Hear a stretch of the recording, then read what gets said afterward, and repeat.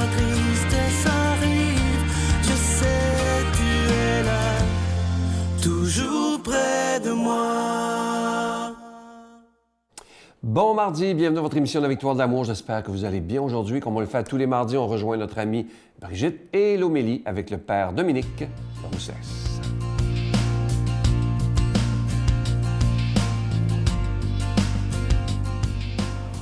Bonjour tout le monde, j'espère que vous allez bien. Vous savez, cette semaine, c'est une semaine un peu spéciale. C'est la semaine de prière pour l'unité des chrétiens. Eh oui, malgré que le Seigneur Jésus a prié pour qu'on soit tous un en lui, comme lui est un avec le Père, bien nous, on est divisés parce qu'on est humains. C'est ça. Nous, on est divisés en 3 grandes familles, les protestants, les catholiques, les orthodoxes. Mais cette semaine, plusieurs églises ont fait l'effort de prier ensemble pour notre unité, malgré notre division. On est divisés au niveau de nos doctrines, mais on est unis par Jésus. Et c'est, je ne sais pas si vous avez des amis qui sont des églises réformées ou qui sont orthodoxes, ou en tout cas, j'espère que vous avez des amis catholiques. Si vous n'êtes pas catholique et que vous nous regardez ce matin, moi je suis catholique, j'espère que vous êtes mon ami. Mais bon, on prie pour que, malgré ces divisions, qu'on se laisse travailler pour être unis, qu'on se laisse travailler par l'Esprit Saint.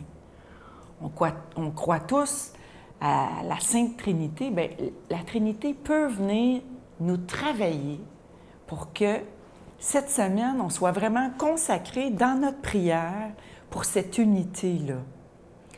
Puis, bon, c'est un mouvement que ça fait longtemps que c'est commencé. Ça a commencé à la fin du 18e siècle en Écosse. Et tranquillement, ça a travaillé les cœurs. Et aujourd'hui, le mouvement œcuménique est, je dirais, très fort, tu sais, bon, malgré certaines réticences. Mais continuons à prier. Cette semaine, le thème, cette année, c'est un beau thème tiré de l'Évangile de Jean. Et ça dit « Demeurez dans mon amour et vous porterez du fruit en abondance. » Demeurez dans mon amour et vous porterez du fruit en abondance. Au chapitre 15 de Jean. C'est ça le thème cette année. Et je vous invite à prier avec moi maintenant, à l'aide d'une belle prière qui a été composée par l'abbé Paul Couturier au début du 20e siècle, qui était prêtre au diocèse de Lyon en France. Seigneur Jésus, qui a prié pour que tous soient un, nous te prions pour l'unité des chrétiens, telle que tu la veux, par les moyens que tu veux. Que ton esprit nous donne d'éprouver la souffrance de la séparation, de voir notre péché et d'espérer au-delà de toute espérance. Amen. Je vous invite à vous rappeler, vous redire cette prière tous les jours et pourquoi pas l'adopter tous les jours de l'année, pas juste cette semaine. Notre Père qui es aux cieux, que ton nom soit sanctifié, que ton règne vienne, que ta volonté soit faite sur la terre comme au ciel. Donne-nous aujourd'hui notre pain de ce jour. Pardonne-nous nos offenses comme nous pardonnons à ceux qui nous ont offensés. Ne nous laisse pas entrer en tentation, mais délivre-nous du mal, car c'est à toi qu'appartient le règne, la puissance et la gloire pour les siècles des siècles. Amen. Mon Père, je m'abandonne à toi. Fais de moi ce qu'il te plaira. Quoi que tu fasses de moi, je te remercie. Je suis prête à tout, j'accepte tout, pourvu que ta volonté se fasse en moi, en toutes les créatures. Je ne désire rien d'autre, mon Dieu. Je remets mon âme entre tes mains. Je te la donne, mon Dieu, avec tout l'amour de mon cœur, parce que je t'aime, et que ce m'est un besoin d'amour de me donner, de me remettre entre tes mains, sans mesure, avec une infinie confiance, car tu es mon Père.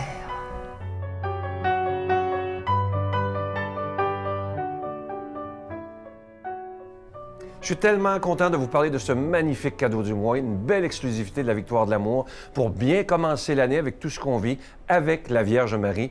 Il s'agit du chapelet de la médaille miraculeuse. Il est en cristal. Il est déjà béni. Et vous savez que la médaille miraculeuse, c'est la Vierge Marie elle-même qui a demandé à ce qu'elle soit fabriquée. Ça se passe à Paris dans les années 1800, sur la rue du Bac. Elle apparaît à Sainte-Catherine-Labouré et la Vierge Marie dit ceci à Sainte-Catherine. « Faites frapper une médaille sur ce modèle.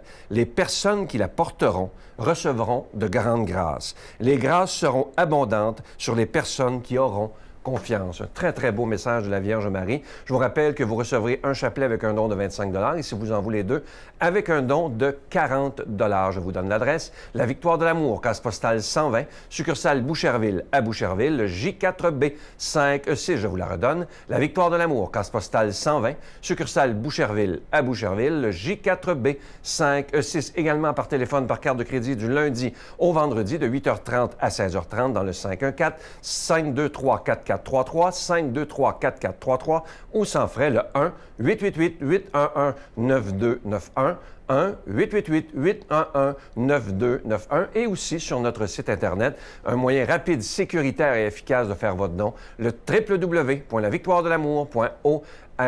Merci de tout cœur de ce que vous ferez pour la Victoire de l'amour. Je vous rappelle que c'est le chapelet de la médaille miraculeuse. Il est en cristal. Il est déjà béni. Merci de tout cœur d'être des protecteurs de la foi par votre don et merci de votre prière.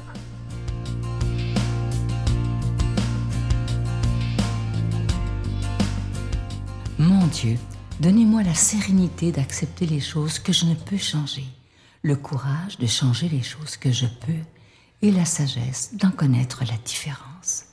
Amen.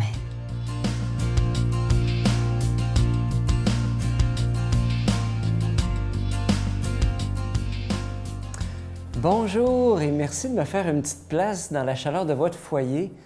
On va se laisser aujourd'hui réchauffer par l'Évangile du jour, Évangile selon saint Marc au chapitre 2, versets 23 à 28. Un jour de sabbat, Jésus marchait à travers les champs de blé, et ses disciples, chemin faisant, se mirent à arracher des épis. Les pharisiens lui disaient, « Regarde ce qu'ils font le jour du sabbat, cela n'est pas permis. » Jésus leur répond, « N'avez-vous jamais lu ce que fit David lorsqu'il fut dans le besoin et qu'il eut faim, lui et ses compagnons? Au temps du prêtre Abiatar, il entra dans la maison de Dieu et mangea les pains de l'offrande que seuls les prêtres peuvent manger. Et il en donna aussi à ses compagnons. » Jésus leur disait encore, « Le sabbat a été fait pour l'homme, et non pas l'homme pour le sabbat. Voilà pourquoi le Fils de l'homme est maître même du sabbat. » Pourquoi les pharisiens sont-ils aussi sévères envers les disciples qui passent dans un champ de blé puis qui se pognent des grappes de blé puis qui les grignotent alors que c'est le jour du sabbat? Alors, il faut savoir que les pharisiens, qui est-ce qu'ils étaient? C'était au fond des gens qui se donnaient eux-mêmes en exemple, en disant « oui », c'est ça le positif. Ils disaient « oui, c'est possible de vivre la loi de Dieu en toutes circonstances. Regardez-nous, c'est possible. » Puis surtout, les Juifs avaient 613 commandements, petits et gros, à respecter. Mais le fait négatif, c'est que, eh bien, ils surveillaient les autres pour leur dire « Hey, t'es pas dans la loi, t'es illégal. » Donc, on appelle ça du légalisme. Et pour les disciples qui arrachent des épis, en fait, c'est qu'il y avait un commandement qui disait « Durant le sabbat, tu ne feras pas de travail de moisson, tu ne moissonneras pas durant le sabbat. » Alors, évidemment, les disciples, ils moissonnaient pas, ils faisaient juste se prendre une coupe de grains, tu vois, pour se rassasier, ils ne faisaient pas de moisson. Mais les pharisiens étaient carrés de même que pour eux, c'était du moissonnage, puis il manquait au sabbat. Et c'est là que Jésus leur dit, le sabbat a été fait pour l'homme et non pas l'homme pour le sabbat. Le sabbat est là pour libérer l'homme de son travail, pour qu'il puisse vaquer à sa relation à Dieu. Mais ce n'est pas le sabbat qui doit mettre l'homme en boîte, tu sais, puis le stresser à cause des lois. Puis, je me dis, qu'est-ce que ça vient nous dire à nous aujourd'hui?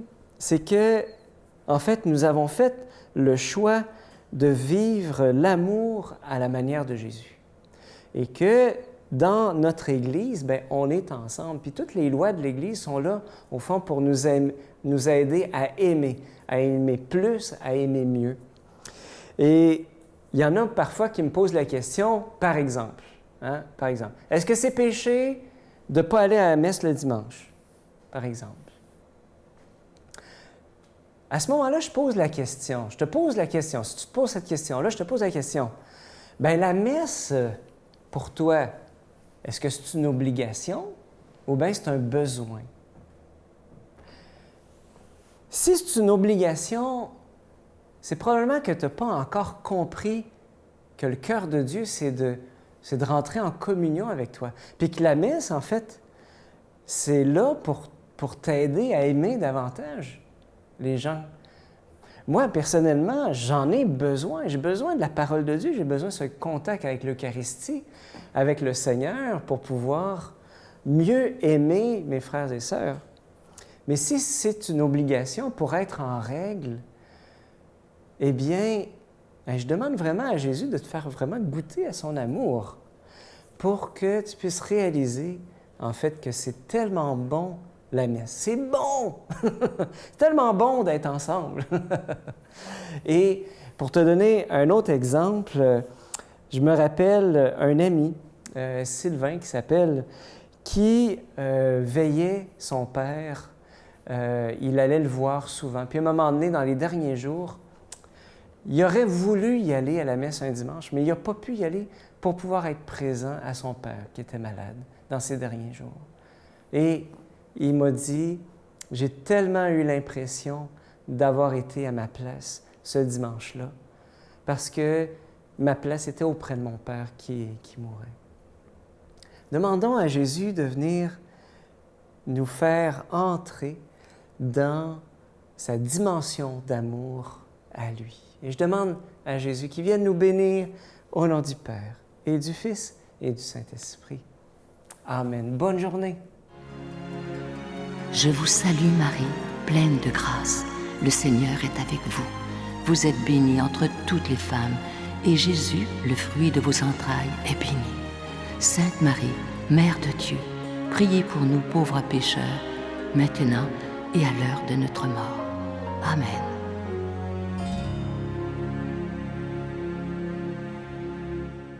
Je vous laisse avec une belle pensée qui dit ceci: l'honnêteté, la sincérité, la simplicité, l'humilité, la générosité, l'absence de vanité, la capacité à servir les autres sont des qualités à la portée de toutes les âmes et sont les véritables fondations de notre vie spirituelle. J'espère que vous passerez une belle journée. Comme je vous dis souvent, prenons peu importe ce qu'on vit présentement, prenons le temps de regarder ce qu'il y a de beau, ce qu'il y a de grand autour de nous, parce que la vie, malgré tout ce qu'on peut vivre, elle est belle et elle vaut la peine d'être vécue, ne l'oublions jamais. Je vous souhaite une belle journée. À demain. Bye. Le fait de prendre conscience de cette lignée chez moi, parce qu'il y a une lignée familiale de spiritisme, de magie noire, etc. Là, elle m'a dit, franchement, elle était aussi accompagnée d'un père jésuite, et tous les deux m'ont dit, voilà, je pense que ce qui peut te sauver de ces attaques mentales, en réalité, c'est une prière de délivrance.